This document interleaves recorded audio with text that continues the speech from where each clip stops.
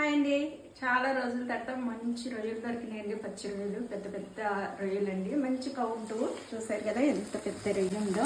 ఇది తెచ్చినప్పుడు ఇంకా చాలా పెద్ద రొయ్యలు అండి. అవి ఒలిచి ఆగిలేసి కర్రీ వండేసరికి ఈ సైజుకి వచ్చింది. కాకపోతే ఇది కూడా పెద్ద సైజ్ అని అండి. ఎంతకంటే పెద్దవి అయితే టేస్ట్ ఉండవు, బాగుంటుంది ఇలాగా. మొన్న చిన్న చిన్న రొయ్యలతో కోడిగుడ్లు ములక్కాడ వేసాను, అలాగే పలావ్ చేశాను కదా. అవి కూడా మంచిగా చూసి అందరూ చాలా మంచిగా కామెంట్స్ పెట్టారు. థ్యాంక్ యూ అండి. ఇది కూడా రెసిపీ పెడతాను, మీకు నచ్చితే వీలైతే చూడండి. అలాగే మన ఛానల్ని కొంచెం సపోర్ట్ చేయండి, లైక్ ఇవ్వండి, సబ్స్క్రైబ్ చేయండి. అలాగే ఫాలో కూడా అవ్వండి. ఇన్స్టాగ్రామ్ వాళ్ళు అలాగే ఫేస్బుక్ వాళ్ళు కూడా చాలా మంచిగా రిసీవ్ చేసుకుంటున్నారు. ఇంకా కొంచెం సపోర్ట్ ఇస్తే ఈ అమ్మ ముందుకు వెళ్తుంది.